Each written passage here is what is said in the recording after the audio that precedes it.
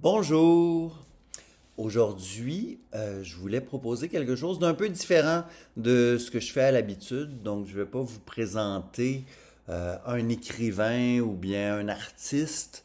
Je voulais plutôt m'arrêter à trois incipits de trois œuvres différentes euh, parce que en faisant mes lectures, j'ai vu une espèce de lien se tisser, quelque chose comme variation sur un thème ou quelque chose comme ça. Alors, je voulais m'arrêter aux phrases qui ouvrent les livres suivants, donc Le désespéré de Léon Bloy, L'étranger d'Albert Camus et Une lueur d'espoir de Marc-Édouard Nab. Alors, ce sont trois textes qui s'ouvrent. Euh, Variation mort-naissance d'un parent. Donc, parfois la mère, parfois le père. Donc, si on commence avec Le désespéré de Léon Bloy, la toute première phrase du livre, c'est la suivante. Quand vous recevrez cette lettre, mon cher ami, j'aurai achevé de tuer mon père. Alors, c'est une phrase lourde qui, lorsqu'on la lit, laisse presque entendre une espèce de massacre sordide à la Edgar Allan Poe. On a l'impression qu'il est en train de l'attaquer avec un couteau, alors que c'est pas le cas du tout. Ce qu'on va apprendre en lisant le reste du texte, c'est que ce qui a tué le père, ce sont les choix de vie du personnage qui est Caïn Marchenoir. Donc, ce père est découragé de la tournure religieuse que prend la vie de son fils. Faut savoir que le père de Léon Bloy était un républicain matérialiste athée, alors que Léon Bloy, son fils, va plutôt aller du côté d'une ferveur religieuse catholique, alors que son père était plutôt progressiste, lui va plutôt être conservateur, voire réactionnaire, lecteur de Joseph de Maistre, de Barbé d'Aurevilly. Donc vraiment à l'opposé de son père. Et le livre s'ouvre sur cette idée que la façon qu'il a de se donner à la religion va finir par tuer son père. Euh, Dans cette première phrase, qui va le différencier des deux autres livres que je vais mentionner, on a un appel au lecteur. Hein? Cette lettre, cher ami, on a l'impression que c'est un peu adressé à nous. Et il y a l'utilisation du futur antérieur. Donc, le père n'est pas mort, mais il est en train de mourir et on s'attend à ce qu'il meure bientôt. Si on regarde comment Albert Camus ouvre l'étranger, c'est assez différent.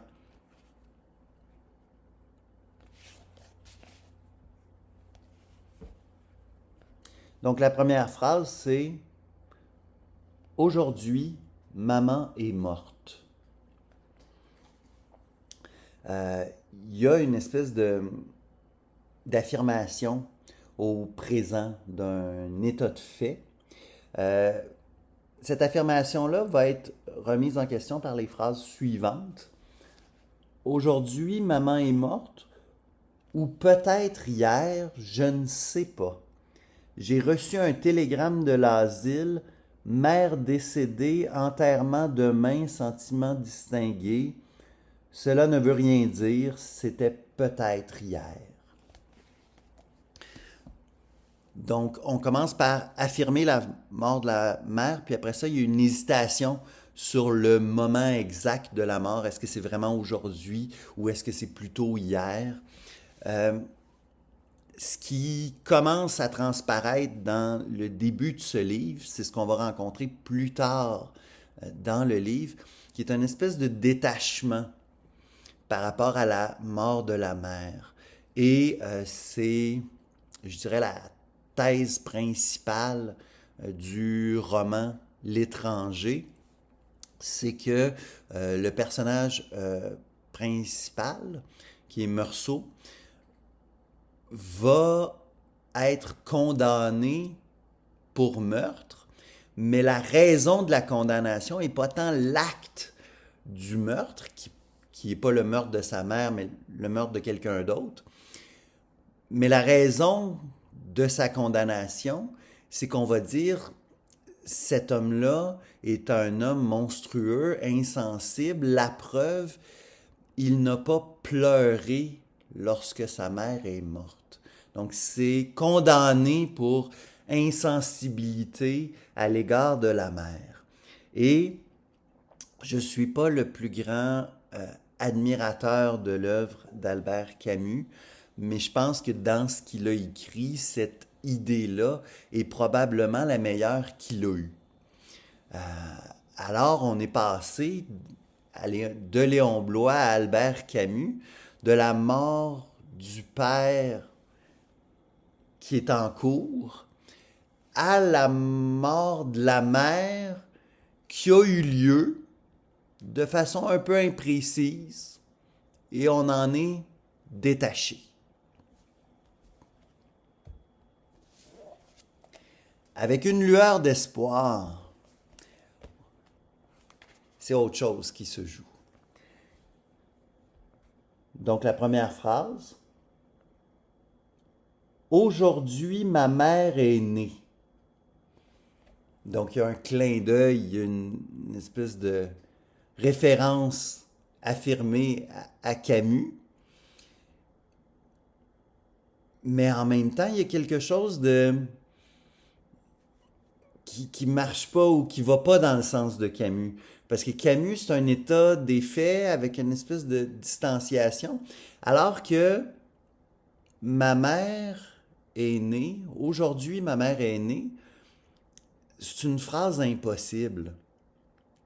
Il n'y a personne dans la temporalité qui peut dire ma mère est née aujourd'hui parce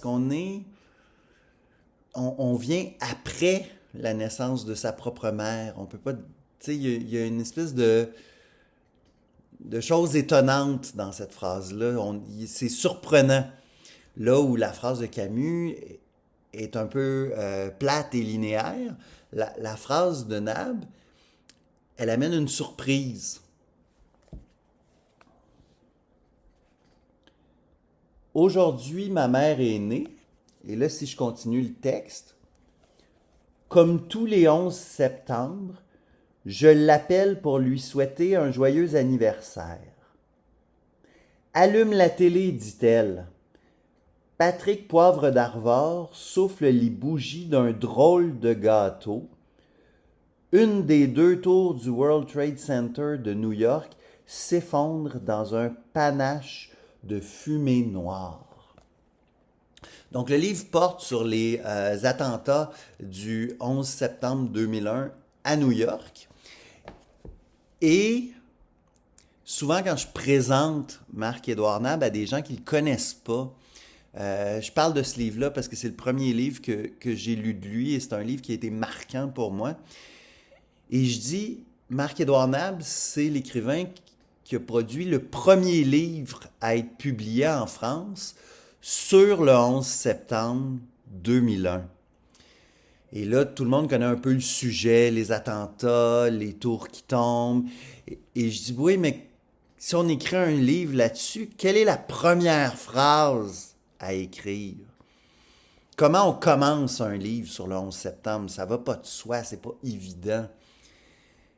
Et ça me fait plaisir de toujours dire, tu sais, aujourd'hui, ma mère est née. Parce que c'est pas une phrase à laquelle on s'attend. Autant il y a une surprise dans l'impossibilité de la phrase, autant il y a une surprise dans le sujet où on ne s'attend pas à cette phrase-là pour aborder ce sujet-là.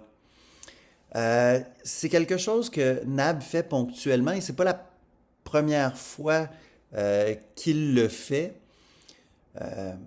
Ce lien de simultanéité entre deux événements. C'est le 11 septembre, c'est la fête de ma mère. C'est le 11 septembre, ce sont les attentats du World Trade Center. Il va revenir sur le 11 septembre dans un autre de ses livres qui est J'enfonce le clou. Il y a un texte très fort qui s'appelle le 11 septembre de Stéphane Mallarmé et qui traite de l'enterrement de Mallarmé. Alors, encore là, une espèce de moment, tu sais, charnière, une date symbolique qui marque quelque chose. Hein, dans le cas du 11 septembre de Mallarmé, c'est l'enterrement de Mallarmé, mais pas simplement du poète, mais aussi d'une façon de faire de la littérature. On enterre une perspective sur la littérature. Et dans une lueur d'espoir, ben c'est ça, on vient marquer une espèce de date où les États-Unis ne sont plus intouchables. Alors, la mort du père, la mort de la mère, la naissance de la mère, une espèce de trajet étrange qui s'est fait au fil de la lecture, que j'ai fait sans le vouloir en lisant cette année Le Désespéré de Léon Bloy. Alors voilà.